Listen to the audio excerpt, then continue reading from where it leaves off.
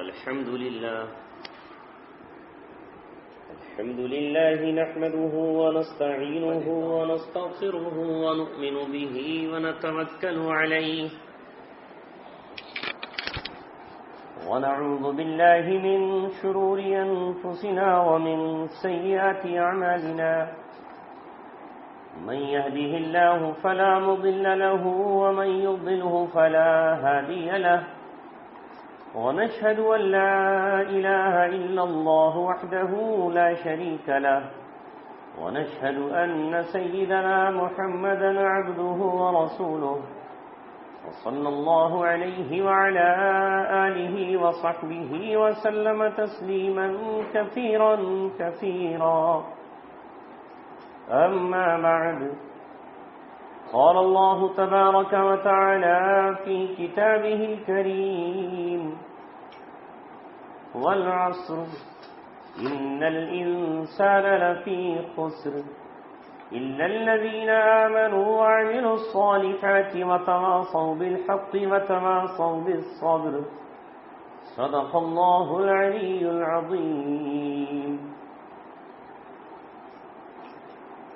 پیاری بہنوں، ماں اور بیٹیوں، اللہ تبارک و تعالیٰ کا فضل اور اس کا کرم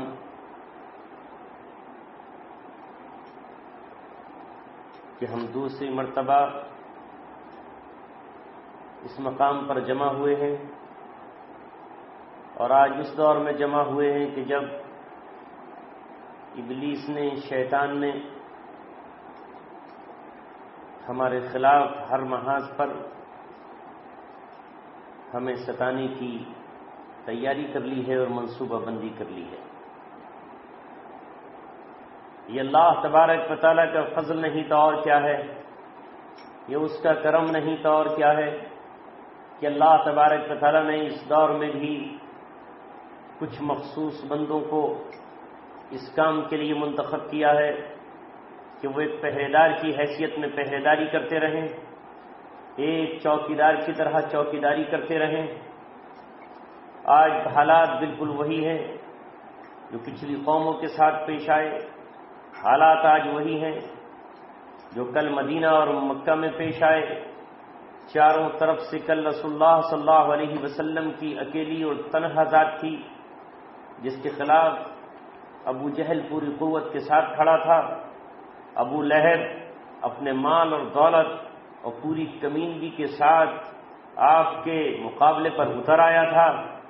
کل وہ زمانہ تھا کہ جہاں بڑے بڑے سرداران قریش نے نبی پاک صلی اللہ علیہ وسلم کی مدد سے انکار کر دیا تھا، جہاں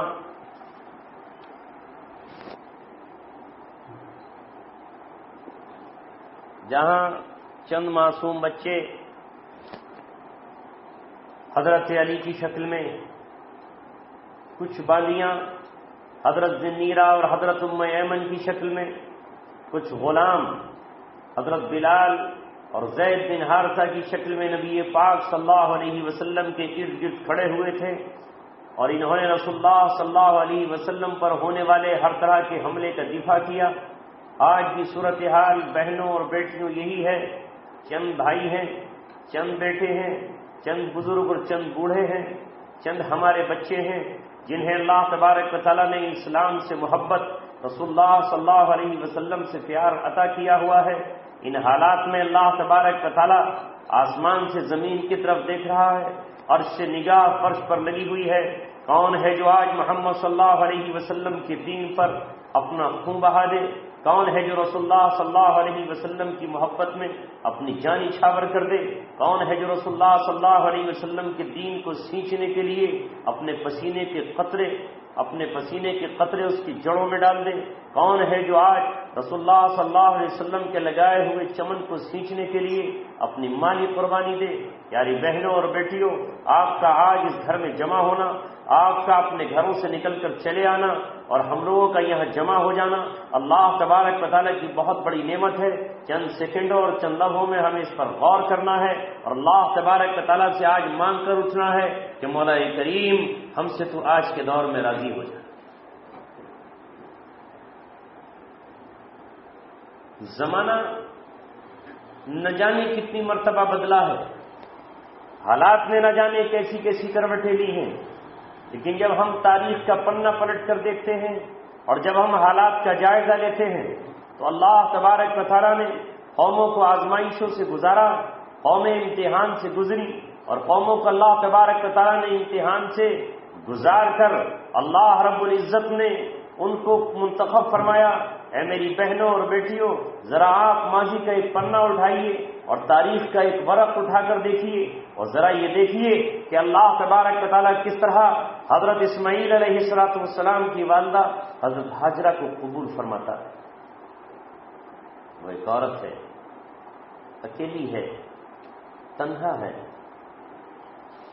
اور امتحان اس طرح ہوتا ہے کہ اللہ تعالیٰ حضرت ابراہیم علیہ السلام سے یہ کہتا ہے کہ اپنی بیوی کو، صرف بیوی ہی کو نہیں بلکہ دودھ پینے والے اس معصوم بچے کو، جسے بعد میں تاریخ اسماعیل کہتی ہے، جسے بعد میں تاریخ ذبیح اللہ کہتی ہے، جو بعد میں ابن ابراہیم کہلاتا ہے، وہ اکیلا بیٹا جو بیٹا چلنے اور پھرنے کے قابل بھی نہیں ہے، ماں کے ساتھ دوڑنے کے قابل نہیں ہے، ابراہیم علیہ السلام کو حکم ہوتا ہے اپنے اس معصوم لخت جگر کو اور اپنی پیاری عزیزہ بیوی کو اس مقام پر چھوڑائیے جس کا نام ہم نے تاریخ میں مکہ رکھا ہوا ہے، جہاں ابتدائی میں ہم نے اپنا گھر بنایا ہوا ہے۔ حضرت ابراہیم علیہ السلام اپنی بیوی اور اس بچے کو چھوڑ کر چل دیتے ہیں حسد بھری نگاہوں سے۔ وہ بیوی اپنے شوہر کا دامن پکڑ کر یہ پوچھتی ہے، ہمارا جرم بتائیے، ہمارا قصور بتائیے، آخر ہماری مجبوری بتائیے، ہمیں کس جرم کی سزا میں آپ یہاں چھوڑ کر چلے جا رہے ہیں؟ ایک طرف آپ اللہ تبارک و تعالیٰ کے برگزیدہ بندے ہیں، ایک طرف آپ اللہ تبارک و تعالیٰ کی جانب سے منتخب نمائندے ہیں، اس کے باوجود بتائیے کہ مجھ عورت ذات کا جرم کیا ہے؟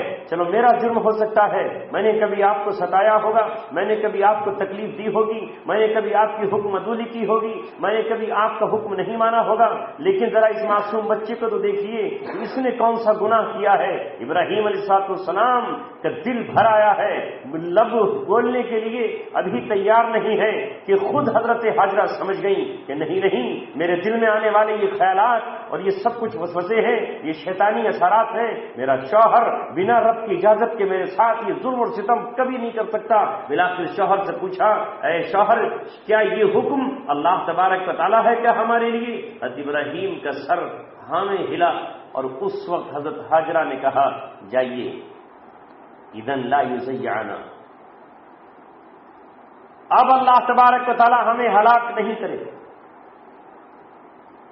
یہ واقعہ ایک ماں کے لیے، اور بالخصوص اس ماں کے لیے جو اپنے آپ کو مومن کہلاتی ہے، جو حضرت ابراہیم علیہ السلام کی سنت کو زندہ کرتی ہے، جو حضرت ابراہیم علیہ السلام سے واقف ہے، اسے حضرت ہاجرہ جیسا ایمان پیدا کر لینا چاہیے۔ ایک اکیلی عورت ہے، رات کے سناٹوں سے نہیں گھبراتی، پہاڑوں کی وادیوں میں سنسان بیٹھی ہوئی ہے، نہ یہ دیکھتی ہے کہ یہاں پانی کا چشمہ کہاں ہوگا، نہ یہ اسے خیال ہے کہ کون انسان مجھے یہاں ملے گا۔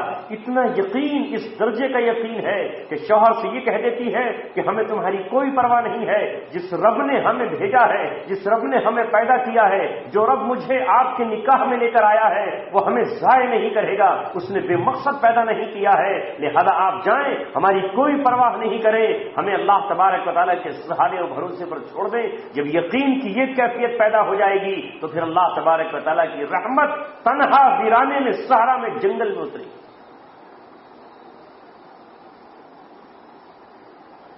اس کیفیت کو آج پیدا کرنے کی ضرورت ہے۔ علامہ اقبال نے یہی بات تو ہم سے کہی، یقین محکم عمل پہ ہم، محبت فاتح عالم۔ یقین مضبوط، عمل مسلسل۔ ہاجرہ یہی پیغام دے رہی ہیں۔ یقین تو کہہ دیا ابراہیم سے، ابراہیم چلے جاؤ، رب کا حکم ہے تو پھر جاؤ، جو حکم ہے اس کو پورا کرو، اور ہمیں اپنے ضائع ہونے کا کوئی خطرہ نہیں ہے، لیکن عمل مسلسل۔ جب پانی کا مشکیزہ سوکھ گیا اور جب کھجوریں جو ابراہیم نے دی تھیں وہ ختم ہو گئی توشے میں اور سینے کا دودھ خشک ہو گیا، ماں اپنے بچے کی پیاس اپنے سینے کے خون سے دودھ کی شکل میں نہیں بجھا سکی، تو اب پانی کی تلاش میں نکلی۔ پانی کی تلاش کہاں کرے؟ نہ وہاں کوئی چشمہ ہے، نہ کوئی آدم ہے، نہ آدم ذات ہے، نہ وہاں پانی کا کوئی کنواں ہے، نہ پانی کا آج جیسا نل ہے۔ بالآخر اپنے لخت جگر کو اپنی باہوں میں اٹھا کر اپنے سینے سے چمٹا کر کوہ صفا پر کھڑی ہوتی ہے، دور دیکھتی ہے کہ شاید کوئی پرندہ نظر آ جائے جو کسی پانی کی تلاش میں کہیں اتر رہا ہو تو میں دوڑ کر وہاں پہنچ جاؤں گی، مجھے اڑتا ہوا گرد و غبار کہیں سے نظر آ جائے، مجھے کوئی قافلہ نظر آ جائے کہ میں اس قافلے سے جا کر بھیک مانگ لوں گی پانی کے چند قطرے۔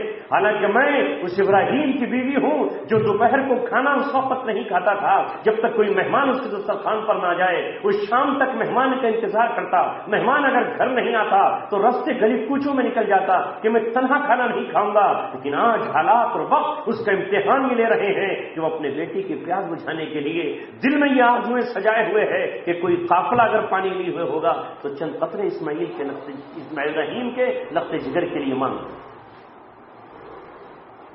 اللہ تبارک و تعالیٰ کی بھی عجیب حکمت ہے، آزمائش لے رہا ہے تو کس طرح کی آزمائش؟ صفا پہ چڑھی، پانی نہیں آیا، صفا سے نیچے اتری اور مروہ کی طرف جانے لگی۔ اکیلی عورت ہے، کوئی اس کی تاریخ لکھنے والا نہیں، کوئی اس کی اس داستان کو قلم بند کرنے والا نہیں، کوئی اس کے دل کی دھڑکن کو سمجھنے والا نہیں، ماں پر کیا کیفیت ہوگی۔ اللہ تبارک و تعالیٰ کی وہ کائنات جو انسان کو جانتی اور سمجھتی ہیں وہ حیرت میں ہے، دم بخود ہے کہ اللہ تبارک و تعالیٰ کیا فیصلہ کرنے والا ہے، آیا ہونا کیا ہے۔ پہلا چکر مکمل ہوا، نہ پانی کی کہیں سے کوئی شان و گمان، بالآخر 7 چکر پورے کیے اور 7ویں چکر پر جہاں اسماعیل کو بٹھایا تھا وہاں دیکھا کہ ایک پرندہ ہے جو نظر آیا کہ شاید بچے کو اس نے چاروں طرف سے گھیر لیا۔ دوڑتی ہوئی جب آئی تو دیکھا یہ کہ بچہ زمین پر ایڑی رگڑ رہا ہے اسماعیل، اور اس کی ایڑیوں سے پانی کا چشمہ جاری ہوا ہے۔ ہاجرہ نے وہ پانی بہنے لگا، آگے بڑھنے لگا، ہاجرہ نے اس چشمے کو، اس کنویں کو ڈانٹ کر ہی کہا، زم زم، ٹھہر جا، یہی ٹھہر جا۔ نبی پاک صلی اللہ علیہ وسلم فرمایا اگر ماں ہاجرہ اس کی منڈیر نہ باندھتی، اگر ماں ہاجرہ اسے ڈانٹ کر یہ نہ کہتی کہ ٹھہر جا، تو وہ چشمہ پوری دنیا میں پھیل جاتا، اس کی ندیاں اور اس کی نہریں بہہ جاتی۔ یہ چشمہ کہیں اور سے نہیں، اسماعیل کی ایڑیوں سے جاری ہوا، جس کے لیے موٹروں اور برموں اور مشینوں کا انتظام نہیں۔ جبریل کو آنا پڑا اور اپنے پل کی نوک سے انہوں نے اس برما کیا اور اس کے سوتوں کو جا کے جنت سے ملا۔ یہ وہ پانی ہے جو جنت سے آ رہا ہے، جس میں اسماعیل کی ایڑیوں کی رگڑ اور ان کی محنت۔ اسماعیل الگ محنت کر رہا ہے، اپنی ایڑیاں زمین پر رگڑ رہا ہے، ماں اپنی ایڑیوں کو پہاڑ کی چٹانوں پر چلا رہی ہے۔ اللہ تبارک و تعالیٰ نے دونوں ہی کے قدموں کو قبول فرمایا۔ زمزم کو اللہ تبارک و تعالیٰ نے شفا کا دریا اور شفا کا مرکز بنا دیا۔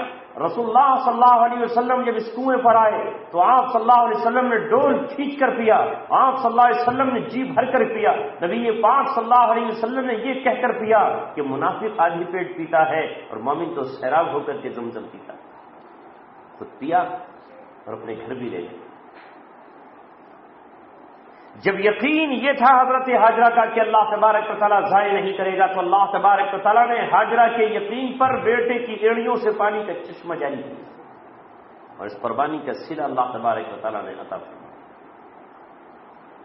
دیکھو تاریخ کا یہ حصہ پڑھو، اس وقت بھی میں جب خیال کرتا ہوں تو مجھے یاد آتا ہے کہ نہ جانے کتنی عورتیں ہوں گی جو بڑے بڑے شہزادوں کے نکاح میں ہوں گی، اس وقت بھی نہ جانے کتنی عورتیں ہوں گی جو بادشاہوں کے گھروں میں ہوں گی، نہ جانے کتنی گورنروں کی یہاں ہوں گی، نہ جانے کتنے ریشم و حریر پہن کر کے دنیا میں اتراتی پھرتی ہوں گی، لیکن یہ ہاجرہ ہے جس پر اللہ تبارک و تعالیٰ کی نگاہ پڑی، جس کا نام ہی ہاجرہ رکھ دیا گیا۔ ہاجرہ کے معنی ہے ہجرت کرنے والی، جو ملک شام سے ہجرت کر کے آئی ہے، حالانکہ ملک شام بھی برکت والی زمین ہے، ملک شام بھی اللہ تبارک و تعالیٰ کے یہاں سے عزت و احترام والی زمین ہے، ملک شام بھی انبیاء کی زمین ہے، ملک شام میں بیت المقدس اللہ تبارک و تعالیٰ کا گھر ہے۔ لیکن ہاجرہ نے جب ہجرت کی تو اللہ تبارک و تعالیٰ نے اس مہاجر عورت کو مکہ مکرمہ جس کی شان ہی ساری دنیا میں سب سے افضل ہے وہاں نہ بسا۔ کامیاب ہوتا ہے انسان ٹھوکریں کھانے کے بعد، رنگ لاتی ہے ہنا پتھر پہ پس جانے کے بعد۔ ہنا مہندی کو کہتے ہیں۔ مہندی جب تک اس کو سل پر نہیں پیسا جاتا، جب تک اسے رگڑا نہیں جاتا، جب تک اسے چورا چورا نہیں کر دیا جاتا، جب تک ان مہندی کے پتوں کا آٹا نہیں بنا دیا جاتا، تب تک وہ کسی انسان کے ہاتھ پر سرخ رنگ ظاہر نہیں ہو سکتا۔ جب وہ مہندی پس جاتی ہے، جب وہ اپنا وجود ختم کر دیتی ہے، جب اس کا نام و نشان پتوں کا مٹ جاتا ہے، تب کہیں کسی دلہن کے ہاتھ سے سرخی آتی ہے۔ لہذا روئے زمین پر جو لوگ بھی قربانیاں دیتے ہیں، ان قربانیوں کے بعد اللہ تبارک و تعالیٰ ان کے خون سے، اللہ تبارک و تعالیٰ ان کے جسم سے، اللہ تبارک و تعالیٰ ان کی قربانیوں سے رنگ بھرتا ہے۔ کسی کے گلشن میں رنگ بھرا جاتا ہے اور کسی کے گھر میں رنگ بھرا جاتا ہے، اور اگر دین کے لیے قربانی دی جاتی ہے تو پھر وہ دین کے گلشن لہلہانے لگتا ہے۔ اے میری بیٹیوں اور ماں، وہ بہت شہزادیاں جنہوں نے دنیا میں عیش و عشرت کی ختم ہو گئی، وہ بادشاہوں کی بیویاں چلی گئی، لیکن ہاجرہ کا نام زندہ ہے، اور جب تک سورج اور چاند رہے گا، جب تک زمین و آسمان رہے گا، جب تک ستارے چمکتے رہیں گے، جب تک سورج دمکتا رہے گا، جب تک کنیاں چٹکتی رہیں گی، جب تک ندیاں بل کھاتی رہیں گی، جب تک سمندروں میں طغیانی اور موج آتی رہے گی، ہاجرہ کا نام لیا جاتا رہے گا۔ دنیا میں نہ جانے کتنی مارکیٹوں کو تالا لگ جائے گا، نہ جانے کتنے بادشاہوں کے تخت اجڑ جائیں گے، نہ جانے کتنے دارالسلطنت اور راجدھانیاں ختم ہو جائیں گی، لیکن ہاجرہ نے جس پہاڑی پر اپنے پیر رکھے ہیں، وہ پہاڑی برکت کی سرزمین ہے۔ آج 24 گھنٹے میں کوئی لمحہ ایسا نہیں ہے، کوئی گھڑی اور سیکنڈ ایسا نہیں ہے، کوئی صبح اور شام ایسی نہیں ہے، کوئی رات اور دن ایسا نہیں ہے، کوئی بادشاہ ہو یا وزیر ہو، امیر ہو یا غریب ہو، شہزادے اور شہزادیاں، بادشاہوں کے بیٹے اور بیٹیاں، 24 گھنٹے ساری دنیا کے مسلمان سمٹ کر اکٹھے ہو کر بیت اللہ کے طواف کے بعد صفا مروہ پر کھڑے ہو کر حضرت ہاجرہ کی یاد کر رہے ہیں۔ وہ ہری لائٹیں یاد دلاتی ہیں حضرت ہاجرہ کے دوڑنے کی، زمزم پر کھڑے ہو کر یاد آتی ہے اسماعیل علیہ الصلوۃ والسلام کی۔ وہ اللہ تبارک و تعالیٰ نے ہاجرہ کے نام کو زندہ رکھا ہے، قیامت کی صبح تک وہ نام زندہ رہے گا۔ لہذا یہ جسم تو گل جائے گا، یہ روح تو عالم برزخ میں چلی جائے گی، یہ جسم پر تو فنا آ جائے گی، ہمارے زندہ ہے کل مردہ ہو جائیں گے، لیکن جو قربانی اللہ تبارک و تعالیٰ کے لیے دے دی جائے، جو قدم اللہ تبارک و تعالیٰ کے لیے محنت برداشت کرنے، جو پیر اللہ تبارک و تعالیٰ کی محبت میں جن میں چھالے اور آبلے پڑ جائیں، اللہ تبارک و تعالیٰ ان قدموں کی دھول کو بھی مقبولیت عطا کر دیتا ہے۔ وقت ہے آج ہاجرہ کی زندگی کو اپنانے کا، وقت ہے آج ان نیک اور پارسا بیویوں کے نقش قدم پر چلنے کا۔ اے میری بہنوں اور بیٹیوں، قرآن اللہ تعالیٰ نے بے مقصد نازل نہیں فرمایا۔ دیکھیے حضرت ایوب علیہ السلام، ان کی آزمائش کی اللہ تعالیٰ نے، پہلے بہت دولت، بہت سرمایہ، بے پناہ صحت، اولاد، ملک، سب کچھ عطا فرمایا، اور اچانک اللہ تبارک و تعالیٰ نے امتحان کا فیصلہ کر دیا۔ اچانک اللہ تبارک و تعالیٰ نے امتحان کا فیصلہ کر لیا۔ دیکھیں کون سکھ میں ایوب کے ساتھ رہتا ہے اور کون دکھ میں ان کا ساتھ چھوڑ کر چلا جاتا ہے۔ جب بیماری آئی،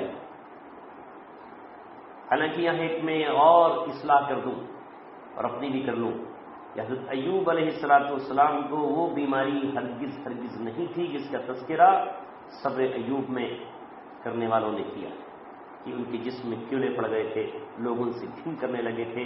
یہ بات غلط ہے، کسی حدیث میں کہیں ثابت نہیں۔ بیماری تھی، تکلیف تھی، لیکن اللہ تبارک و تعالیٰ اپنے نبی کو کبھی ایسی تکلیف نہیں دے سکتا جس سے انسان گھن کرنے لگے۔ آزمائش تھی، امتحان تھا بیماری کے ذریعے. لیکن وہ بیماری، یہ سب یہودیوں کے افسانے ہیں، یہ سب اللہ تبارک و تعالیٰ کے دشمنوں کے لگائے ہوئے الزامات اور اتہامات ہیں کہ ان پر ایسی بیماری تھی جس سے لوگوں نے گھن کرنے لگی وہ گاؤں کی کوڑی پر ڈال دیے گئے. ہرگز نہیں، بیماری تھی، امتحان تھا، مال و دولت کا جانا سب کچھ تھا، لیکن نہیں معلوم کہ وہ کون سی بیماری تھی. اللہ تبارک و تعالیٰ جانتا ہے، اور اللہ تبارک و تعالیٰ ہی زیادہ اپنے بھیدوں کو جاننے والا ہے. لہذا سب چھوڑ کر چلے جاتے ہیں، لیکن ایک بیوی اپنے شوہر کے ساتھ ہے، اپنے شوہر کی خدمت میں لگی ہوئی ہے.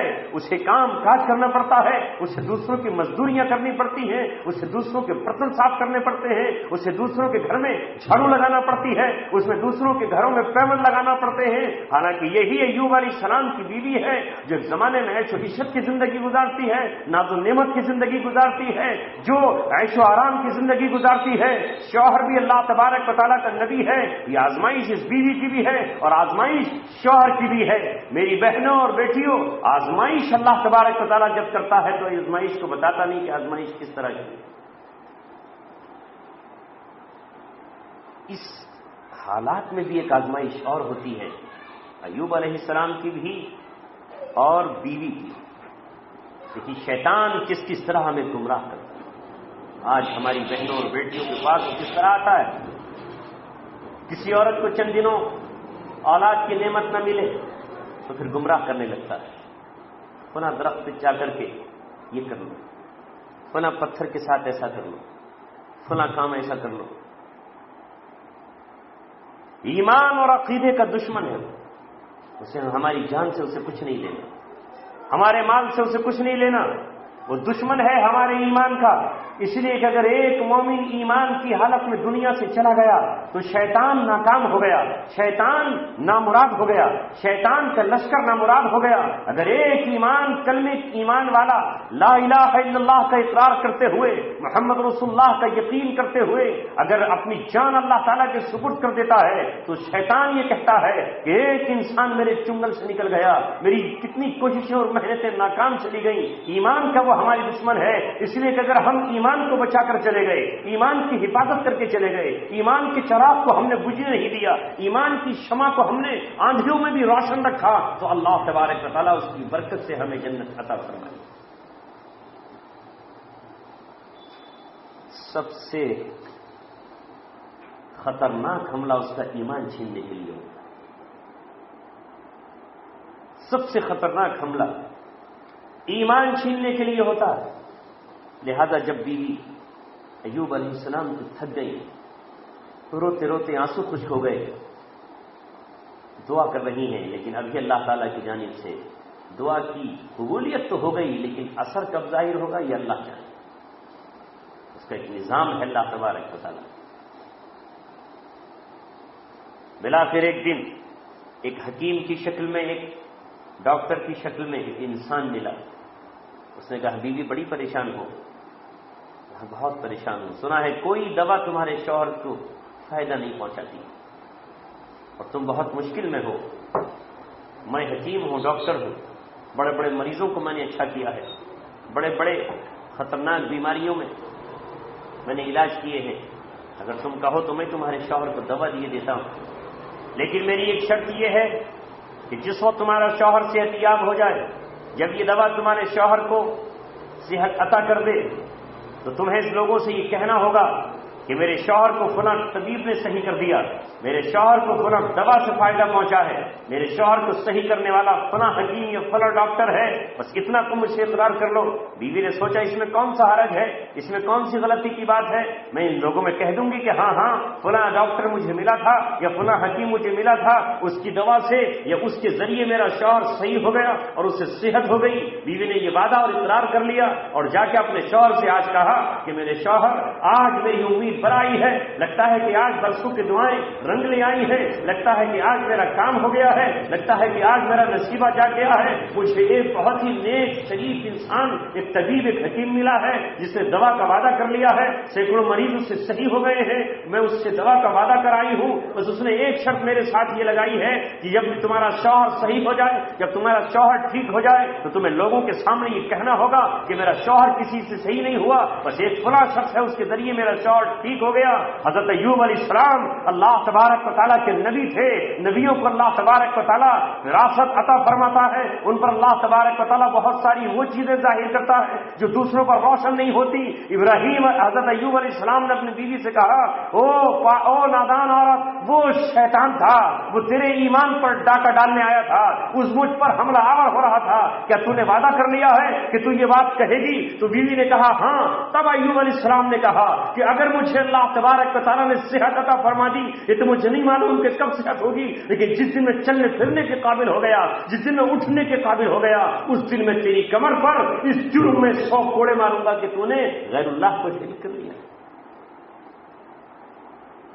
ارے شفا دینے والا تو اللہ ہے، وہ شیطان تھا، وہ یہی تو چاہتا تھا کہ نبی کی بیوی بھی لوگوں میں یہ کہنے لگے کہ صحیح کرنے والا یہ ہے۔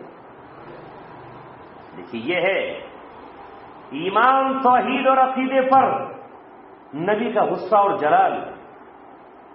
اور اسی وقت روایات میں آتا ہے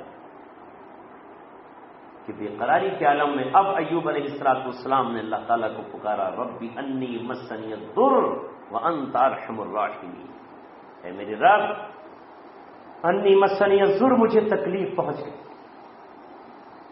مفسرین لکھتے ہیں اس آیت میں کہ اس بیماری کا شکوہ نہیں کیا انہوں نے کبھی بھی جو بیماری ان کو پہنچی تھی، لیکن یہ آج تکلیف کا جو ذکر ہے یہ وہ تکلیف ہے جو شیطان کی جانب سے پہنچی ہے، جو ان کی بیوی کو وہ اس منزل پر لے آیا کہ اب وہ نبی کی گھر والی کے ایمان پر ڈاکہ ڈال دے، اب وہ ایوب علیہ السلام کے اوپر حملہ آور ہو جائے۔ لہذا اس کی اللہ تبارک و تعالیٰ سے اس کی تکلیف کی شکایت کی ہے، مولا اب تک بیماری کی تکلیف کوئی تکلیف نہیں تھی، جس میں جو کچھ تھا وہ میں نے کبھی اس کی تجھ سے شکایت نہیں کی، میں تو آج یہ کہتا ہوں انی مسنی الضر، آج شیطان میرے حرم پہ حملہ آور ہو گیا ہے، میرے گھر پہ حملہ آور ہو گیا ہے، وانت ارحم الراحمین، تو سب سے زیادہ رحم کرنے والا ہے، اگر تو نے رحم نہ کیا تو مولا کریم کون رحم کرے گا؟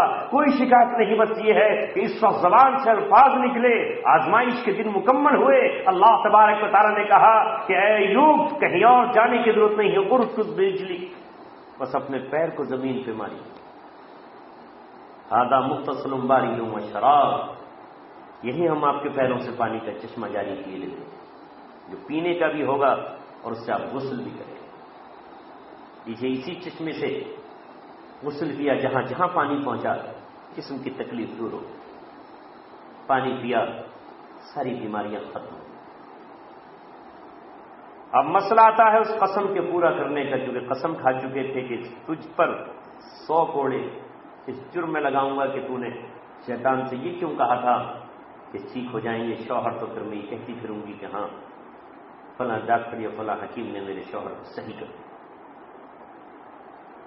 یہ اپنی قسم پوری کرنے چلے۔ دیکھیے اب کتنی بڑی آزمائش، بہنوں اور بیٹیوں دل پہ ہاتھ رکھ کے سوچو، میری اور آپ کی بہنیں ہوتی، ہماری اور آپ کی گھر والیاں ہوتی تو شوہر سے روٹ کر چلی جاتی کہ میں نے آپ ہی کی خاطر تو یہ کہا تھا کہ کوئی شرک تو نہیں کیا تھا میں نے، اور آپ نے اتنی بڑی سزا کہ مجھ پر آپ 100 کوڑے لگائیں گے، لیکن نہیں، یہ وہ عورتیں تھیں جن کو اللہ تبارک و تعالیٰ نے نمونے کے طور پر چنا تھا، جن کا اللہ تبارک و تعالیٰ قرآن میں تذکرہ کرتا ہے۔ یہ کیسی عورت ہے کہ اس نے صبر میں اپنے شوہر کا ساتھ نہیں چھوڑا، بیماری اور تکلیف میں ساتھ نہیں چھوڑا، تو اللہ تبارک و تعالیٰ عرش اعظم سے پکار اٹھا اور بول اٹھا۔ اللہ تبارک و تعالیٰ نے ایوب علیہ السلام سے کہا میری بندی کی چوٹ نہ لگ جائے، لیکن تم نبی ہو، تمہاری قسم بھی پوری کرنی ہے، شریعت کا اتارنے والا میں ہوں، میں علم میں اتارتا ہوں، تمہاری قسم بھی پوری ہونی ہے، اور اس عورت کے جسم پر آنچ بھی نہیں آنی ہے، اس لیے کہ ہمارے یہاں احسان کرنے والوں کو بدلہ دیا جاتا ہے۔ اپنے ہاتھ میں آپ 100 معمولی سی سیکھیں اٹھا لیں، جس طرح ہماری جھاڑو کے اندر سیکھیں ہوتی ہیں، 100 کا عدد پورا کر لے، ایک بار اس کے جسم پر مار دے، تمہاری کہا بھی پورا ہو جائے گا کہ تم نے 100 انہی کو کوڑوں کا درجہ دیے دیتے ہیں، نہ تمہاری قسم ٹوٹے گی، نہ اس بیچاری عورت کے جسم پر کوئی آنچ۔ یہ تذکرہ اللہ تبارک و تعالیٰ نے قرآن مقدس میں۔ ہائے بیٹی اور بہنوں، وہ کیسی خوش نصیب عورتیں تھیں کہ جنہوں نے اپنے چند دنوں کی محنت اور چند دنوں کی قربانی کے بعد اپنا نام اللہ تبارک و تعالیٰ کی زبان پر جاری کرا دیا۔ رب کی زبان پر کسی عورت کا نام آ جائے اور تاریخ کا حصہ بنے۔ آج کی عورتیں اس لالچ میں ہے کہ ان کا نام فلمی دنیا میں کسی فلمی ڈائریکٹر یا کسی فلمی پروڈیوسر کے یہاں پہنچ جائے۔ آج کی عورتیں اس لالچ میں ہیں کہ کوئی مالدار یہودی ان کے جسم کا، ان کے کپڑوں کا، ان کی آبرو، ان کی عزت کا سودا کر لے اور وہ اسی سے دنیا میں قیمت وصول کر لے۔ اس کی تیاریاں دنیا پر چل رہی ہیں۔ کل کی یہ وہ عورتیں تھیں کہ جن کے لیے آگے بڑھ کر اللہ تبارک و تعالیٰ ان کے تذکرے کر رہا ہے، یہی صفا اور یہی مروہ پہاڑی ہے جس پر حضرت حاجرہ نے کھڑے ہو کر پانی تلاش کیا ہے۔ آج ہر حاجی کو حکم یہ ہے کہ جب تو اپنا عمرہ کرے اور جب تو اپنا حج کرے اور جب تو عمرے کی نیت کرے تو اس صفا پہ کھڑے ہو کر قدم قدم تو تیرے حاجرہ کی سنت کو زندہ کر رہے ہوں، اور تو خانہ کعبہ کی طرف منہ کر کے اپنی اب دعا کرے، اللہ تعالیٰ تیری دعا کو قبول فرمائے گا۔ زمانہ جاہلیت میں ان دونوں پہاڑیوں پر بت رکھ دیے گئے، ایک پر اساف اور دوسرے پر نائلہ رکھ دیا گیا۔ صحابہ کرام نے بعد میں ایمان لانے کے بعد یہاں جانے کو ذرا ناگوار سمجھا کہ ہم تو زمانے جاہلیت میں ان پہاڑیوں پر پوجا کرنے جاتے تھے، ان پہاڑیوں پر ہم اساف اور نائلہ کو سجدہ کرنے جاتے تھے، ان پہاڑیوں پر نہیں جائیں گے۔ تو قرآن اتر گیا، اللہ تبارک و تعالیٰ نے کہا ان الصفا والمروہ من شعائر اللہ، صفا و مروہ اللہ تبارک و تعالیٰ کی نشانیوں میں سے ایک نشانی ہے۔ یہ یادگار تو حاجرہ کی قیامت تک قائم ہے۔ پیاری بہنوں اور بیٹیوں، زندگی گزر جائے گی، دیکھتے ہی دیکھتے گزر جائے گی۔ میں اپنی زندگی میں دیکھتا ہوں، میں نے جب آنکھیں کھولی تھیں تو کچھ بوڑھی عورتیں گھر میں آتی تھیں، آج وہ نہیں۔ کل جو عورتیں جوان تھیں آج ان کی جوانی ختم ہو چکی ہے، وہ بڑھاپے کی منزل پر ہیں۔ کل جو جوان تھیں وہ آج بوڑھی ہیں، کتنوں کو ہم نے دفن کر دیا ہے، کتنے چلنے سے معذور ہیں، کتنے آج دوسروں کے سہارا اور محتاج بنے ہوئے ہیں۔ ہمارے ساتھ بھی وقت اور زمانہ یہی کرے گا، صبح اور شام ہمیں بوڑھا کر ڈالیں گے۔ ہمیں آج یہ فکر ہونی چاہیے کہ ہم اللہ تبارک و تعالیٰ کی زبان پہ ہمارا تذکرہ آ جائے، اللہ تبارک و تعالیٰ کے فرشتوں کی زبان پہ تذکرہ آ جائے۔ ارے اللہ رب العزت جب کسی سے محبت کرتا ہے تو روایات میں آتا ہے کہ اللہ تبارک و تعالیٰ عرش کے اٹھانے والے فرشتوں سے کہتا ہے میں محبت کرتا ہوں، تم فلاں شخص سے محبت کرو۔ اے جبریل میں فلاں سے محبت کرتا ہوں، تم اس سے محبت کرو۔ اے جبرائیل اعلان کر دو ساتویں آسمان پر رب فلاں بندے سے محبت کرتا ہے، میں اس سے محبت کرتا ہوں۔ عرش اٹھانے والے فرشتے اس سے محبت کرتے ہیں، تم بھی محبت کرو۔ یہ اعلان ساتویں آسمان پر، پھر چھٹے آسمان پر، پھر پانچویں، پھر چوتھے، تیسرے، دوسرے، پہلے، یہاں تک کہ پھر زمین پر یہ اعلان ہوتا ہے۔ روایات میں آتا ہے کہ جس سے اللہ محبت کرتا ہے پھر کائنات کے ذرے ذرے کے دل میں اس کی محبت ڈالتی ہے۔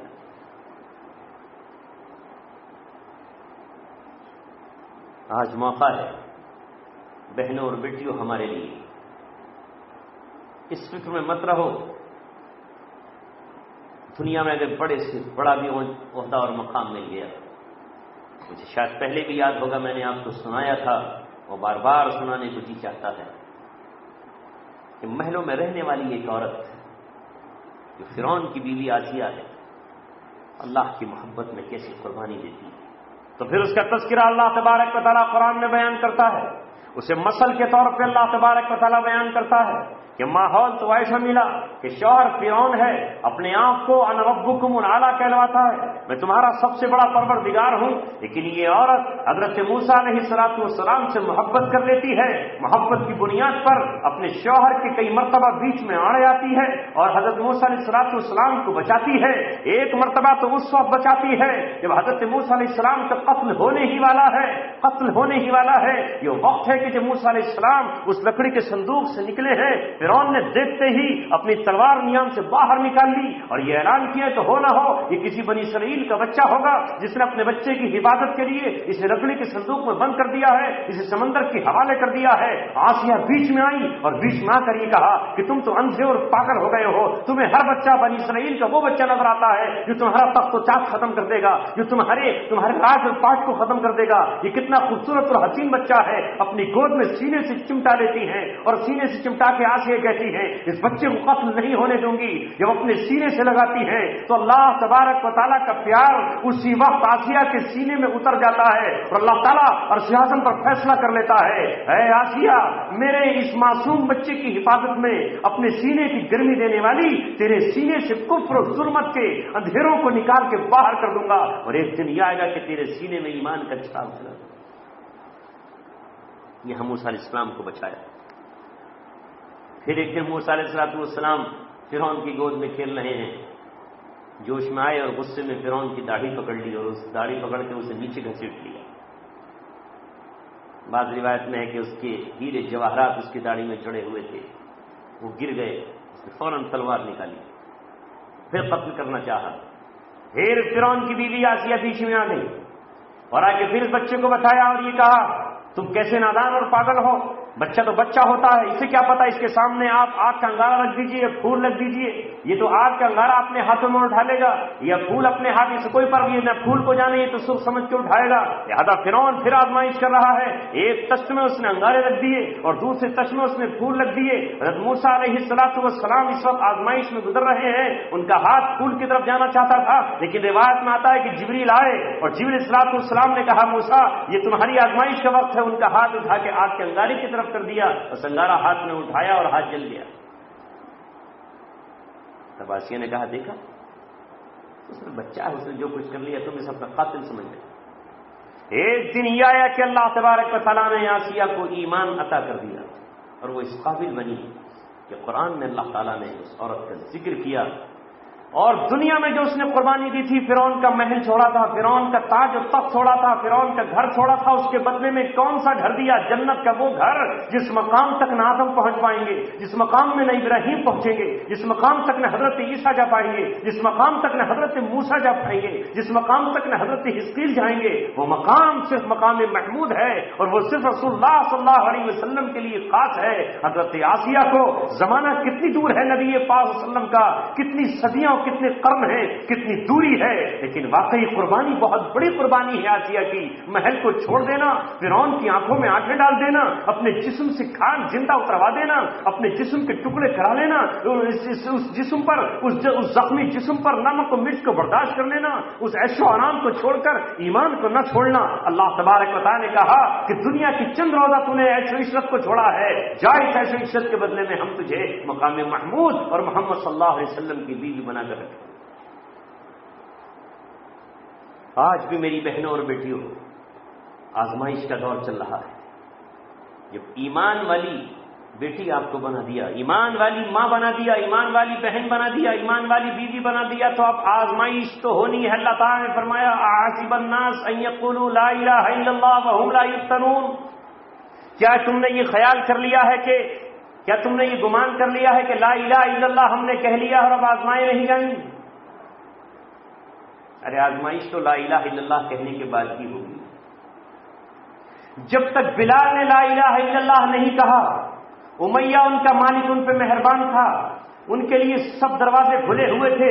وہ جس اونٹ پہ چاہتے سوار ہوتے, جس گھوڑے کی زین کستے اس پر چلے جاتے, جس چشمے پر جاتے پانی پی لیتے, جون سا کپڑا چاہتے پہن لیتے. لیکن جس دن لا الہ الا اللہ کا اقرار کیا ہے اسی دن سے تو بلال کی آزمائش شروع ہو گئی. اب بلال کے لیے پانی کے قطرے ناجائز قرار دے دیے گئے, اب بلال کے لیے کانٹوں کا بستر طے کر لیا گیا, اب بلال کے لیے تپتی ہوئی ریت کو اکٹھا کر لیا گیا, اب بلال کے لیے سینے پر چٹان رکھنے کے لیے تمام جلاد اکٹھے ہو گئے. اللہ تعالیٰ نے یہی تو فرمایا احسب الناس ان یقولوا لا الہ الا اللہ. کیا لوگوں نے یہ خیال کر لیا ہے کہ وہ لا الہ الا اللہ کہیں گے انہیں آزمایا نہیں جائے گا؟ ارے آزمائش تو لا الہ کہنے کے بعد ہی ہوگی. جب یہ کہو گے کوئی نہیں معبود سوائے اللہ کے, تو تمام باطل کی طرف سے آپ تیار ہو جائیں.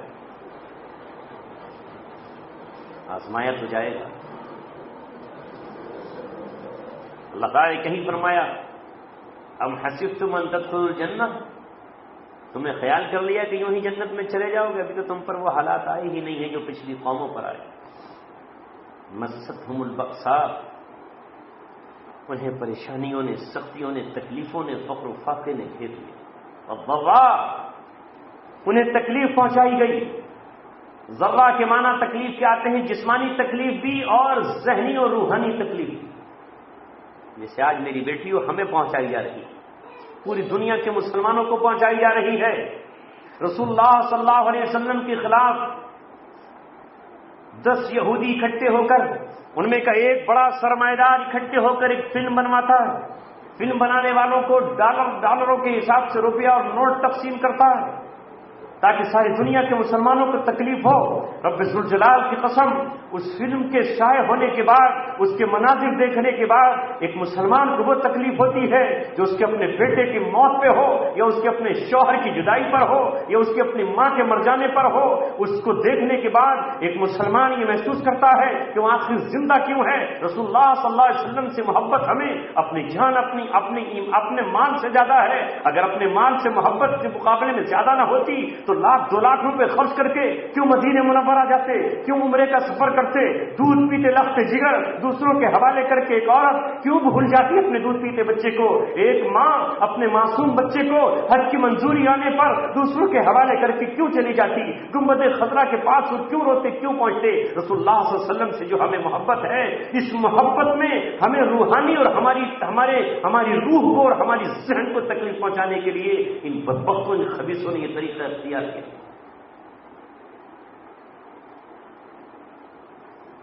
اور رسول اللہ صلی اللہ علیہ وسلم کی ذات پہ کیا فرق پڑنے والا ہے. سورج ہے، کوئی سورج کی طرف منہ کر کے تھوکے تو اسی کے چہرے پر گرے گا. لیکن صرف یہ ہے کہ ہمیں روحانی تکلیف پہنچے. صحابی میں سے بعض صحابہ کو جب سولی پر چڑھایا گیا اور ان سے یہ پوچھا گیا کہ یہ بتاؤ کہ مکہ معظمہ میں تمہارے نبی محمد صلی اللہ علیہ وسلم کو ہم تمہارے بدلے میں پھانسی پر چڑھا دیں یا سولی پر چڑھا دیں تو تم تیار ہو؟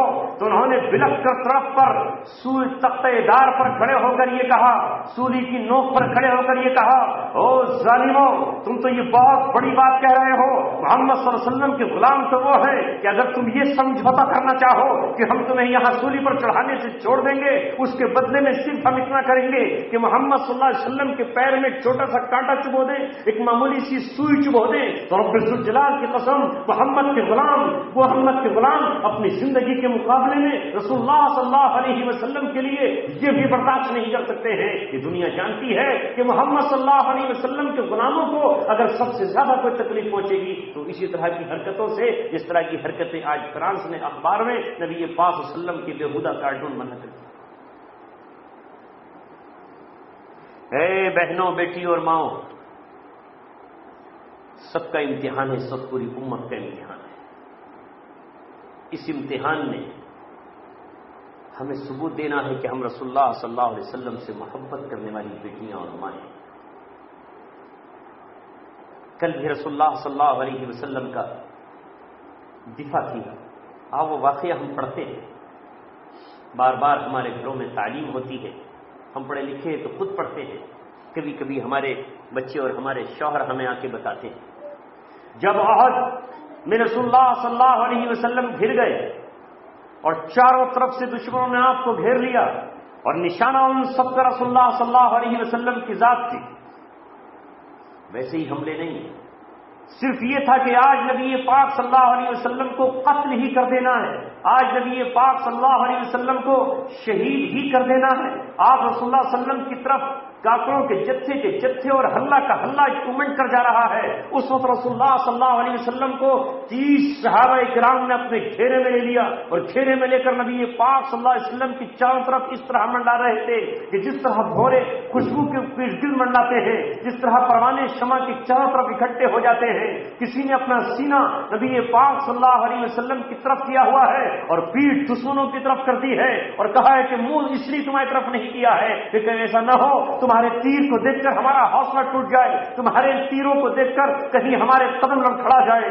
پیٹھ ہم نے کر دی ہے نبی پاک صلی اللہ علیہ وسلم کی طرف. اب ہمیں لوہے کی ڈھال تو نظر نہیں آ رہی، ہمیں پتھر کے ڈھیلے تو نظر نہیں آ رہے، لہذا ہمارا جسم جسے تم نے گوشت جسم سمجھا ہے، رب ذوالجلال کی قسم محمد صلی اللہ علیہ وسلم کے دیوانوں کا یہ جسم آج گوشت جسم نہیں ہے، یہ آنکھ پہاڑوں سے زیادہ مضبوط ہے، اور پہاڑ کی چٹانوں سے زیادہ مضبوط ہے، فولاد سے زیادہ مضبوط ہے. تمہارا تیر تمہارا تیر ٹوٹ کے ٹکڑے ہو سکتا ہے، لیکن رسول اللہ صلی اللہ علیہ وسلم کے سینے تک اس تیر کو نہیں پہنچنے دیں۔ ابو دجانہ نے اپنی پوری کمر کو چھلنی چھلنی کرا دیا، لیکن ایک تیر بھی نبی پاک صلی اللہ علیہ وسلم تک نہیں آنے دیا۔ اندازہ لگاؤ، چاروں طرف سے کفار کا حملہ ہے، کفر کے ماہر جرنیل جن میں ابو جہل کا بیٹا اکرمہ بھی ہے، ولید کا بیٹا خالد بھی ہے، اس پہ شرار ابو سفیان بھی ہے، یہ سب کے سب رسول اللہ صلی اللہ علیہ وسلم کی طرف بڑھ رہے ہیں۔ 30 صحابہ نے اس وقت نبی پاک صلی اللہ علیہ وسلم کا دفاع کیا۔ سعد بن وقاص نے اپنے ہاتھ میں کمان سنبھالی اور دشمنوں کی طرف نشانہ لیا۔ اسی موقع پر ایک کافر اپنے گھوڑے کو تیزی سے دوڑاتا ہوا رسول اللہ صلی اللہ علیہ وسلم کی طرف آگے بڑھا۔ حضرت ام عمارہ وہیں پر کھڑی ہوئی تھی۔ ام عمارہ نے دیکھا کہ کوئی اسے روکنے والا نہیں ہے تو خود اپنے ہاتھ میں تلوار اٹھائی اور تلوار اٹھا کر اس ظالم کے اوپر زور سے ماری کہ وہ گھوڑے سے نیچے گر اٹھا، لیکن اس نے پلٹ کے جو وار کیا تو حضرت ام عمارہ کا بازو کٹ گیا۔ آج بھی ام عمارہ کا خون احد کے دامن میں گرا ہوا ہمیں یہ یاد دلاتا ہے کہ رسول اللہ صلی اللہ علیہ وسلم کی حفاظت کے لیے کس طرح ماؤں نے اپنی قربانیاں دی، اپنے بیٹوں کو کس طرح لے کر کھڑی ہو گئی۔ آج کی عورت سبق حاصل کرے، اس کے سامنے یہ تذکرے ہیں، نہ اس کے سامنے یہ چیزیں ہیں کہ آج رسول اللہ صلی اللہ علیہ وسلم کا دفاع کرنے کی ہمیں ضرورت نہیں ہے۔ ہم اپنے بیٹوں کو کھڑا کر دیں، کچھ نہ کریں تو وہ اپنی زبان سے نبی پاک صلی اللہ علیہ وسلم کی شان میں اشعار کہیں، نعت کہیں، قرآن پڑھیں، نبی پاک صلی اللہ علیہ وسلم کی حدیث پڑھیں، یہی تو باطل کا توڑ ہے۔ وہ اپنے قلم سے رسول اللہ صلی اللہ علیہ وسلم کی سیرت طیبہ لکھیں، آپ صلی اللہ علیہ وسلم کی سیرت کی گفتگو کریں، نبی پاک صلی اللہ علیہ وسلم کی شان و کمال کا ذکر کریں۔ یہی تو ہے کہ ہم اپنے بچوں کی زبان پر رسول اللہ صلی اللہ علیہ وسلم کے ترانے اور آپ صلی اللہ علیہ وسلم کی شان کو جاری کر دیں۔ رسول اللہ صلی اللہ علیہ وسلم کے دفاع کا یہی طریقہ ہے۔ جب رسول اللہ صلی اللہ علیہ وسلم کے خلاف اس وقت یہودی اشعار کہتے، اس وقت یہودی تقریریں کرتے تو نبی پاک صلی اللہ علیہ وسلم حضرت حسان بن ثابت سے کہتے، حسان میں تو پوری زندگی کوئی شعر نہیں کہوں گا، لیکن اللہ تعالیٰ نے تجھے اسلام کا شاعر بنایا ہے، تجھے جاہلیت کا شاعر نہیں بنایا۔ بہت سارے جاہل شاعر ہیں جو اپنا مہنتانہ جاہل سرداروں سے لیتے ہیں، ان میں جنگیں بھڑکا کر لیتے ہیں، شراب کی تعریف کر کے لیتے ہیں۔ جا، تجھ پہ دو عالم کا تاجدار قربان ہے، تو اپنے نبی کی حفاظت میں اشعار کہے۔ حضرت حسان شعر کہتے اور نبی پاک صلی اللہ علیہ وسلم یہ کہتے کہ اگر ایک طرف اسلام کے دفاع کے لیے خالد بن ولید کی تلوار چمکتی ہے جو اللہ تبارک و تعالیٰ کے یہاں سے سیف اللہ کا خطاب لے کر آیا ہے، تو دشمنوں کی زبانوں کا جواب دینے کے لیے حضرت حسان بن ثابت کی زبان تلوار سے کم نہیں۔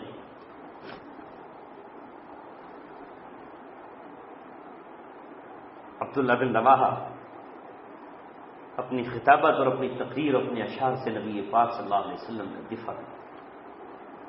اے میری بہنوں اور بیٹیوں، آج وقت ہے مصلی بچھاؤ اور دعائیں کرو، آنسو ٹپکاؤ اور اللہ تبارک و تعالیٰ سے مانگو کہ تمہاری اولادیں رسول اللہ صلی اللہ علیہ وسلم کا جھنڈا اٹھائیں۔ آج باطل نے طے کر لیا ہے کہ وہ اسلام کا جھنڈا زمین پر گرا کے رہیں گے۔ کون اس جھنڈے کو تھامے گا؟ ارے کل احد میں جب باطل کا جھنڈا گر گیا، ابو سفیان کا جھنڈا نیچے گرا تو ایک عورت نے پرچم اٹھا لیا، کل ان کی عورتیں بھی جھنڈا اٹھانے کے لیے آگے بڑھتی تھیں۔ آج یہود و نصارہ کی عورتیں، آج آپ امریکہ کی عورت کو دیکھو، پچھلے زمانے میں کونڈیلا رائس تھی جس نے پوری دنیا کا سفر کیا اور پوری دنیا میں سفر کر کے وہ اسلام کو تہس نہس کرنے کے لیے سفر کر رہی ہے۔ ارے کون عورت ہے جو گھر میں نہیں رہنا چاہتی، لیکن آج بیجنگ میں ہے، کل وہ مصر کے قاہرہ میں ہے، کبھی وہ تل ابیب میں ہے، کبھی وہ واشنگٹن میں ہے، کبھی وہ روس میں ہے، کبھی ہندوستان کی راجدھانی میں ہے۔ ایجنڈا صرف اس عورت کا ایک ہے۔ اس کے بعد اب یہ ہیلری کلنٹن ہے جو کبھی اس ملک میں ہے، کبھی اس ملک میں ہے، کبھی یہاں پر کبھی وہاں پر ہے۔ آج کی ہماری عورتیں کہ رسول اللہ صلی اللہ علیہ وسلم کے دین کے لیے اتنی قربانی نہیں دے سکتی کہ اپنے بچوں کی اسلامی تربیت کر لیں، اپنے بچوں کا ایمان بنا لیں، اپنے بچوں کی تربیت کر لیں، اپنی بیٹی کو رسول اللہ صلی اللہ علیہ وسلم کی سیرت طیبہ پڑھا دیں۔ باطل روزانہ نئی سے نئی حکمت عملی لے کر آ رہا ہے۔ احد میں جب یہ پتہ چلا کہ رسول اللہ صلی اللہ علیہ وسلم شہید ہو گئے، یہ واقعہ صرف کہنے کے لیے نہیں ہے، عمل کرنے کے لیے۔ یہ خبر مدینہ آئی تو مدینے سے حضرت فاطمہ نکل پڑی اپنے باپ کی خبر سن کر. ایک عورت تاریخ نے اس کا نام بھی لکھا ہے، وہ رسول اللہ صلی اللہ علیہ وسلم 3 میل دور ہے احد، 3 میل نکلی، راستے میں پوچھتی ہے بتاؤ میرے محبوب کا کیا حال ہے؟ سنا یہ ہے کہ رسول اللہ صلی اللہ علیہ وسلم شہید ہو گئے ہیں. اس نے کہا مجھے نہیں معلوم، وہاں جنگ میں افراتفری کا عالم تھا، میں نے تو تمہارا بیٹا تڑپتا ہوا دیکھا ہے، میں تمہارے بیٹے کی لاش دیکھی ہے. کہتی ہے پرے ہٹ، مجھے اپنے بیٹے کی کوئی پرواہ نہیں ہے، مجھے تو رسول اللہ صلی اللہ علیہ وسلم کی خبر دے. اور آگے کسی کو بھاگتے ہوئے دیکھا، اس سے پوچھا بتا رسول اللہ صلی اللہ علیہ وسلم کس حال میں ہیں؟ اس نے کہا مجھے نہیں معلوم کہ جنگ کی صورتحال کیا تھی، لوگ کدھر بتر ہو چکے تھے، میں نے تو تیرے شوہر کو پڑے ہوئے مرے ہوئے دیکھا ہے. اس نے کہا انا للہ و انا الیہ راجعون، ہم اللہ کے ہیں، شوہر اللہ کا تھا، شوہر چلا گیا جانے دے، میں تو رسول اللہ کی خبر لینے کے لیے آئی ہوں. راستے میں اسے دوسروں کی خبریں سنائی جاتی ہے، وہ کہتی ہے ظالموں، نہ میں اپنے بیٹے کے بارے میں پوچھتی ہوں، نہ میں اپنی اولاد کے بارے میں پوچھتی ہوں، نہ مجھے شوہر سے کوئی سروکار ہے. ارے بیٹے کئی ہی نبی پاک صلی اللہ علیہ وسلم کے ساتھ اس لیے تھے کہ ان کا دفاع کریں گے. مجھے تو یہ بتاؤ سرکار دو عالم کا کیا حال ہے؟ جب تک میرا کلیجہ ٹھنڈا نہیں ہوگا، جب تک نبی پاک صلی اللہ علیہ وسلم کو نہیں دیکھا. صرف ایک ہی ذات تھی، رسول اللہ صلی اللہ علیہ وسلم کی ذات. کیسی وہ گردے والی اور کیسی دل والی عورتیں تھیں. حضرت حمزہ رضی اللہ تعالیٰ عنہ کی بہن حضرت صفیہ ہے جو خود حضور صلی اللہ علیہ وسلم کی پھوپھی ہیں آپ صلی اللہ علیہ وسلم. حضرت حمزہ کے ٹکڑے پڑے ہوئے، 13 ٹکڑے، 13 ٹکڑوں اور ناک اور کان بھی کٹے ہوئے. اور پھر کس کے سامنے پڑے ہیں؟ جو عرب کا سب سے اعلیٰ خاندان، سب سے اعلیٰ نسب کا شیر ہے، جسے تاریخ اور دنیا محمد رحمت کے نام سے پکارتی ہے.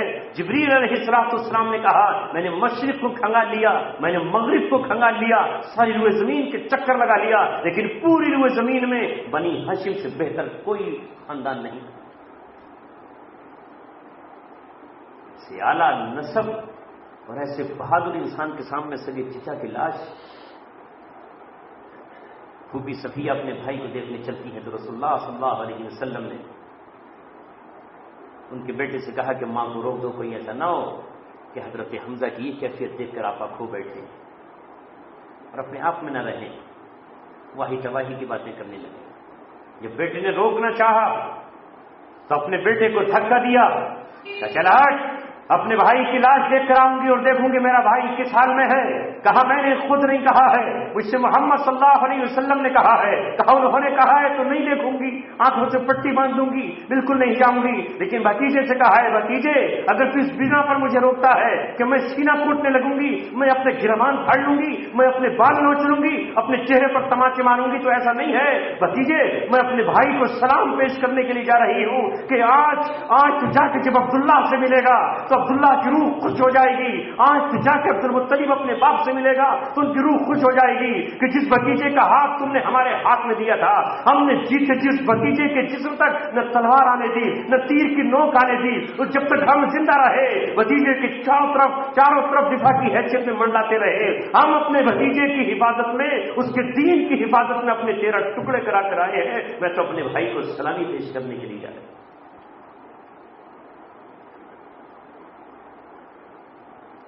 یہ تھی مائیں اور یہ تھی بیٹیاں. یہ جوہر اپنے اندر پیدا کرو. یہ کب آتے ہیں؟ جب دنیا کی محبت ختم ہو جائے، اللہ پہ یقین،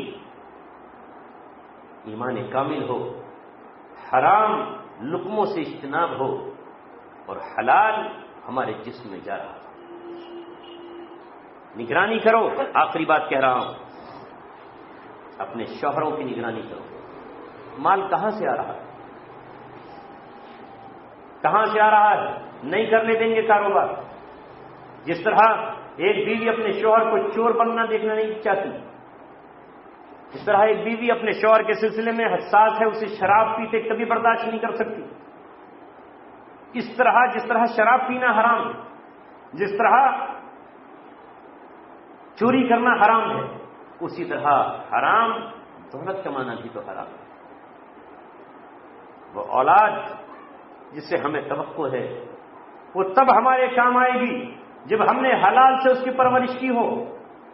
اور اگر ہم نے آج اس کی محبت میں حرام کے لقمے اس کے پیٹ میں داخل کر دیے، تو کل جب ہمارا وقت آئے گا تو شاید اولاد ہم سے وہ چلی جائے۔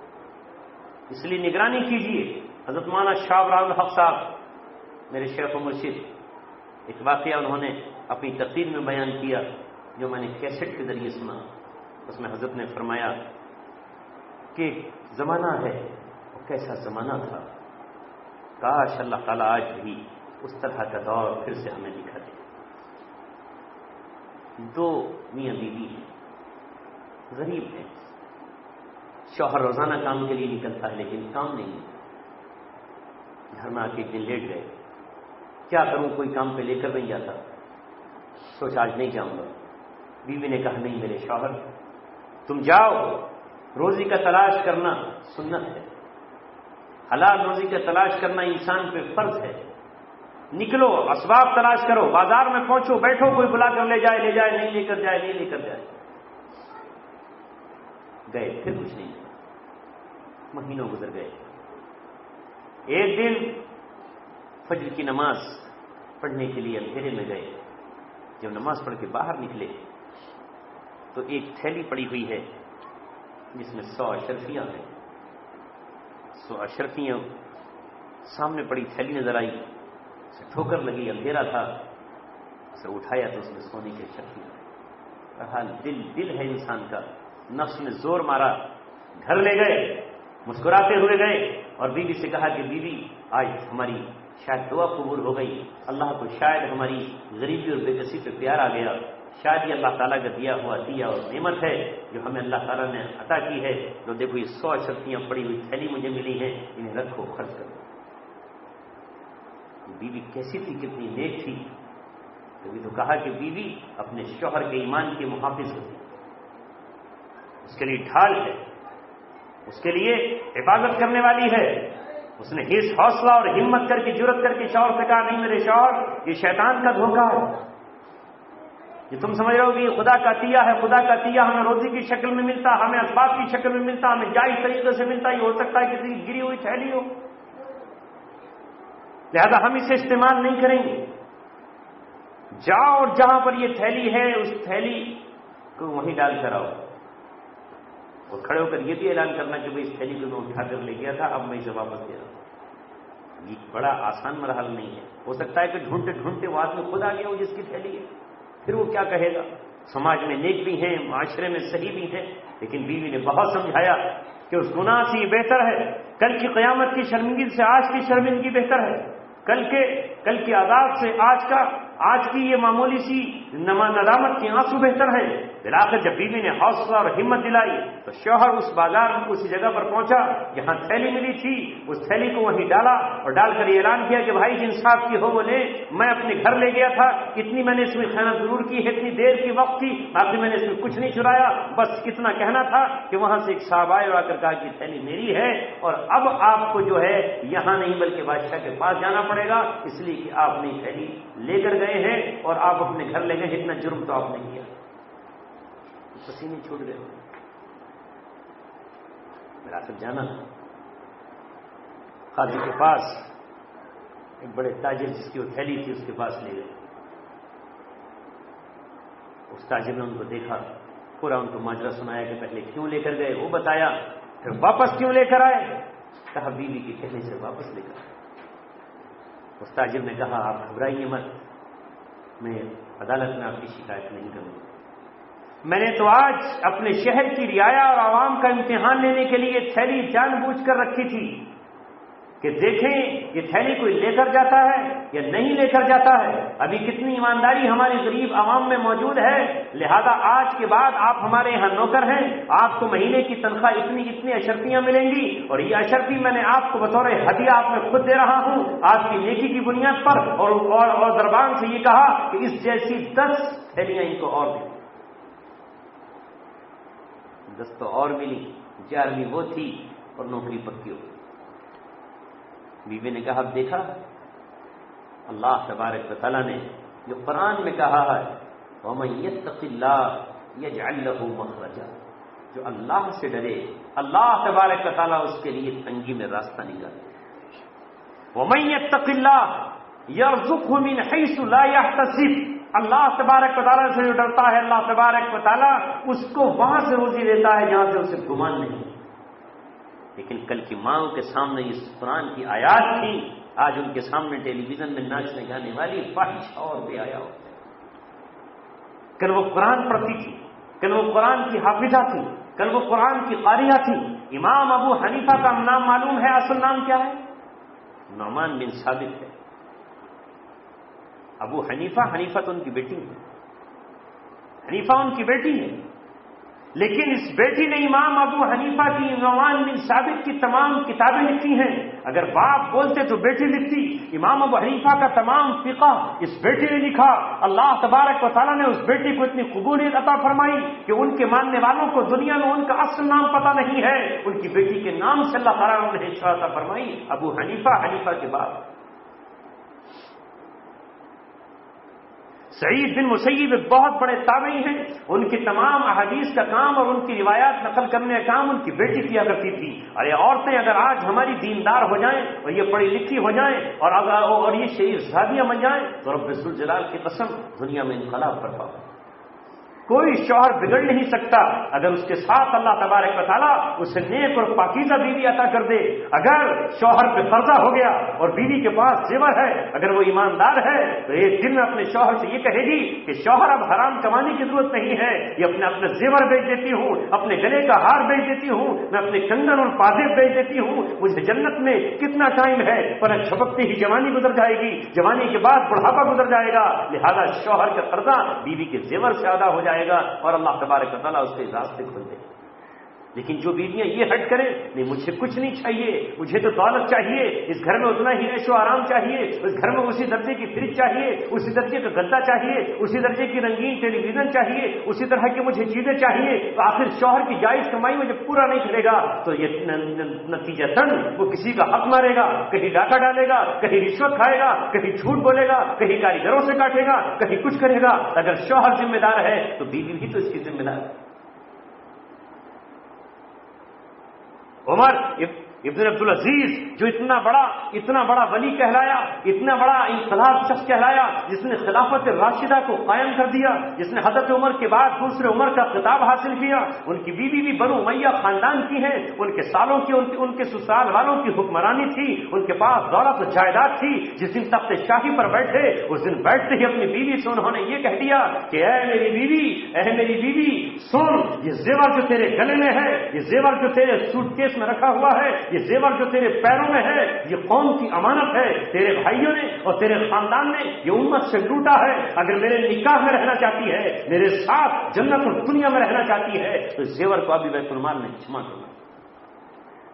جب ان کا انتقال ہونے لگا عمر ابن عبدالعزیز کا تو لوگ ان کے پاس آئے اور آ کر یہ کہنے لگے ہائے دنیا اپنی اولادوں کے لیے نہ جانے کیا سے کیا چھوڑ کر جاتی ہے، کوئی باپ چھوڑتا ہے، کوئی مالدار کوئی مال چھوڑتا ہے، کوئی مکانات چھوڑتا ہے، تم نے اپنے بیٹوں کے حال میں چھوڑا ہے کہ تم نے ان کے لیے کچھ نہیں چھوڑا۔ اس کے بعد نقاہت کا عالم ہے، زہر پورے جسم میں اتر چکا ہے۔ لوگوں سے کہا لوگوں مجھے بٹھا دو، بٹھا کر کے تکیہ لگایا اور تکیہ لگانے کے بعد یہ کہا سنو اگر میری اولاد نیک ہے، اگر میری اولاد تقویدار ہے، اگر میری اولاد پرہیزگار ہے تو اللہ تبارک و تعالیٰ ان کا والی ہے، اللہ تبارک و تعالیٰ ان کا دوست و مددگار ہے، اور اگر یہ ناپاک ہے، اگر یہ گناہگار ہے تو مجھے گناہگار اولاد کے لیے کچھ نہیں کرنا ہے۔ ومن یتق اللہ یجعل لہ مخرجا، جو اللہ سے ڈرتا ہے اللہ تعالیٰ اس کے لیے راستہ کھولتا ہے۔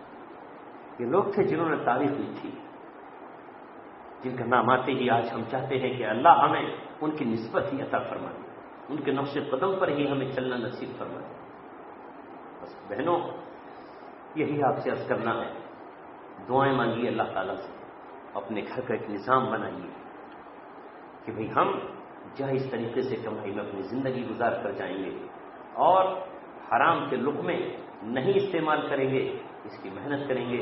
اللہ تبارک و تعالیٰ مجھے اور آپ کو اس دور حاضری میں جو ذمہ داریاں ہیں انہیں سمجھتے ہوئے ان پہ عمل کرنے کی توفیق فرمائیں۔ دعا کریں اللہ تعالیٰ آج کی اس مجلس کو قبول فرمائے۔ اللهم صل على محمد وعلى آل محمد كما صليت على إبراهيم وعلى آل إبراهيم إنك حميد مجيد۔ اے اللہ ہم سب کے گناہوں کو معاف فرما، اے مولا ہماری خطاؤں کو درگزر فرما، اے رب ہماری لغزشوں کو معاف فرما، اے مولا کریم اس دور میں بھی تیرے نبی اور تجھ سے محبت کرنے والی دیندار عورتیں موجود ہیں جن کے سینوں میں تیری محبت ہے، جن کے دلوں میں تیرا پیار ہے، جن کے دلوں میں تیری توحید کا اور ایمان کا چراغ روشن ہے۔ اے مولا ایسی ماؤں کی دعائیں قبول فرما، ایسی بہنوں کے جذبے قبول فرما، ایسی مائیں جو دامن پھیلا کر تجھ سے مانگتی ہیں، جنہوں نے اپنے بیٹوں کو گھٹی میں ایمان پلا دیا ہے، جنہوں نے اپنے بیٹوں کو گھٹی میں اے رب تیرے نبی کا عشق پلا دیا ہے، جنہوں نے دودھ کے قطرے کے ساتھ غیرت اور سچائی سکھا دی ہے۔ اے مولا ان ماؤں کی دعائیں قبول فرما جن کے ہاتھوں میں چکی پیستے پیستے چھالے پڑ گئے، جن کی کمر میں پانی کھینچتے کھینچتے نشانات پڑ گئے۔ اے مولا کریم جنہوں نے اپنے پھٹے ہوئے کپڑے خود اپنی سوئی سے سی لیے لیکن حرام کے لقمے اپنے پیٹ میں داخل نہیں ہونے دیے۔ اے مولا کریم ٹھنڈی راتوں میں ٹھٹرتے ہوئے بستروں پر اپنی اولاد کو اپنے سینے کی گرمی دی۔ اے مولا کریم ان ماؤں نے اپنی اولاد کو حرام کے لقموں سے بچایا، جھوٹ بولنے سے بچایا، پھر جب بڑے ہوئے تو ان کے ہاتھ میں قرآن دے دیا، جب اور بڑے ہوئے تو ان کی جدائی کا غم سہا اور انہیں تیری راہ میں لگا دیا۔ اے مولا ان ماؤں کے بیٹوں کو قبول فرما کہ وہ ماؤں کی آنکھوں کی ٹھنڈک بن جائیں، ان کے لیے وہ صدقہ جاریہ بن جائیں، وہ دین اسلام کے محافظ اور سپاہی بن جائیں۔ اے رب ذوالجلال ہماری دعاؤں کو قبول فرما لے۔ جن نوجوانوں نے عورتوں تک دین کا پیغام پہنچانے کے لیے آج کی اس نشست اور محفل کا انتظام کیا، اے مولا ان سب کے جذبوں کو قبول فرما لے۔ اے رب ذوالجلال شیطان ہم سے بہت زیادہ خفا ہو چکا ہے، اس لیے کہ ہم نے بھی تجھ سے وفاداری کا اعلان کر دیا ہے، تیرے وعدوں کو پورا کرنے کا اعلان کر دیا ہے۔ شیطان کے گریبان پہ ہاتھ ڈال کر ہم نے اسے چیلنج کر دیا ہے، اس کی صفوں کو توڑنے کا ہم نے اعلان کر دیا ہے۔ اے مولا کریم جہاں کہیں موقع ملتا ہے ہم تیرا فسانہ چھڑ دیتے ہیں، اے رب ذوالجلال تیرا ترانہ گانا شروع کر دیتے ہیں، تیری حمد و تیرے نغمے سناتے ہیں۔ یہ شیطان کو اچھا نہیں لگتا، اس نے ہمیں توڑنے اور ختم کرنے کے منصوبے بنائے ہیں۔ اے رب یہ ہماری جنگ اور شیطان کی نہیں ہے بلکہ تیری اور شیطان کی جنگ ہے۔ اے مولا کریم اس جنگ میں تو اپنی فتح کا اعلان کر دے اور مولا کریم ہمارے کلیجوں کو سکون اور راحت نصیب فرما۔ اے اللہ دین اسلام کی حفاظت کا فیصلہ فرما، ساری دنیا کے اسلام پسندوں کو اکٹھا کر دے، ان کو اکٹھا کر کے مولا کریم ان کو غیبی تائید اور نصرت سے نواز دے۔ اے مولا کریم اب ان کے حق میں فتح کے فیصلے فرما دے۔ اے مولا کریم شکستیں کھاتے کھاتے تھک چکے ہیں، اے مولا کریم اب حوصلے ٹوٹنے کے نزدیک پہنچ چکے ہیں، مایوسی آس پر غالب آنے جا رہی ہے۔ اے مولا کریم آس اور امید کو ٹوٹنے نہ دینا۔ اے رب ذوالجلال فتح کا دروازہ کھول دے، فتح کا دروازہ کھول دے۔ اے مولا کریم ساری دنیا سے ہم روٹ چکے ہیں، ساری دنیا سے کٹ چکے ہیں، ساری دنیا سے ہم نے بغاوت کا اعلان کر دیا ہے۔ اے رب ذوالجلال تجھ سے محبت میں ہم نے سب کو اپنا دشمن بنا لیا ہے، تیرے دیوانے ہونے کا ہم نے اعلان کر دیا ہے۔ تو اے مولا اپنے دیوانوں کی لاز رکھ لے، اپنے دیوانوں پر برسنے والے پتھروں کو پھول بنا دے۔ اے مولا اپنے دیوانوں کے لیے اے اللہ کانٹوں کو بھی پھول کی سیج بنا دے۔ اے مولا کریم جیل کی کال کوٹریوں کو نور کی کرنوں سے جگمگا دے۔ اے رب ذوالجلال تیرے دیوانوں نے تیرے دین کے پھریرے اور جھنڈے کو جو بلند کرنے کا فیصلہ اور عزم کیا ہے، اے مولا کریم پہلے یہ بلندی عطا فرما دے، اسلام کو مضبوط ہاتھ عطا کر دے، حوصلے اور جمامند دل عطا کر دے۔ اے رب ذوالجلال ہماری قوت اور طاقت میں اضافہ کر دے۔ اے اللہ دشمن ہم پہ ہنس رہا ہے، مسکرا رہا ہے، وہ ہمیں تانے دے رہا ہے، رسول اللہ صلی اللہ علیہ وسلم کی ذات کو نشانہ بنا کر وہ ہمیں چیلنج کر رہا ہے۔ اے مولا کریم کوئی ایک دیوانہ بھیج دے جو باطل کا رخ پلٹ دے، جو باطل کی صفوں میں گھس کر اے رب ذوالجلال اسلام کے حق ہونے اور دین اسلام کے حق ہونے کا اعلان کر دے۔ اے مولا کریم ایسے دیوانے امت کی ماؤں کی کوکھ میں رکھ دے، امت کی ماؤں کی گود میں رکھ دے، جو ماؤں کی گود میں جی رہے ہیں معصوم بچے، انہیں امت کا سپہ سالار بنا دے۔ اے اللہ کوئی ان میں مست قلندر بنا دے، ان میں کوئی مست دیوانہ بنا دے، کوئی طارق بن زیاد امت کو عطا فرما دے، ایک محمد بن قاسم دے دے۔ اے مولا کریم اندلس ہو یا پوری روئے زمین سب جگہ انتظار ہے۔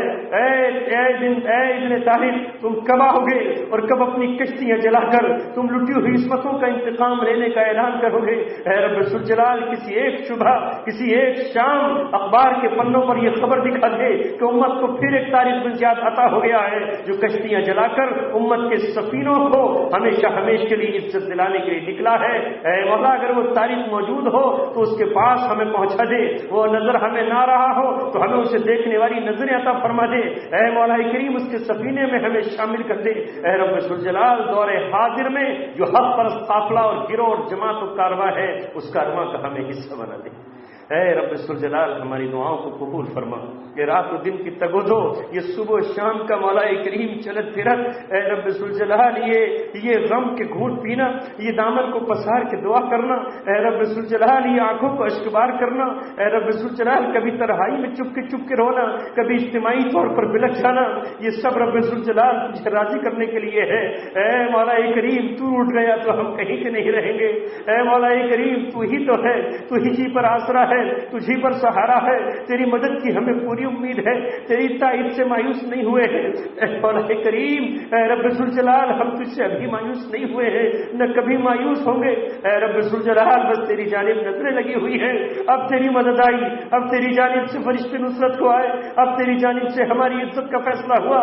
اے رب ذوالجلال اسی دور میں گزرتے گزرتے سال گزر جاتا ہے، سال گزرتے گزرتے صدیاں بن جاتی ہیں، صدیاں بنتے بنتے کئی صدیاں کل گزر جاتے ہیں۔ اے مولا کریم باطل بہت ناک چکا، بہت زیادہ ہمیں تانے دے چکا، بہت زیادہ ہمارے خنجر چبھ چکا۔ اے مولا ہم گناہگار ہیں، ہم گناہگاروں کے حق میں تو تیرا جو فیصلہ ہو، لیکن اے مولا تو تیرے محبوب نبی، تیری محبوب ذات کا نشانہ بنایا جانے لگا۔ اے مولا تیری نبی کی پوری امت اس وقت اپنے نبی کا دفاع کرنے سے عاجز اور قاصر ہو چکی ہے۔ اے مولا تو خود میدان میں آ جا اور اپنے رسول صلی اللہ علیہ وسلم کے دشمنوں سے انتقام لے لے۔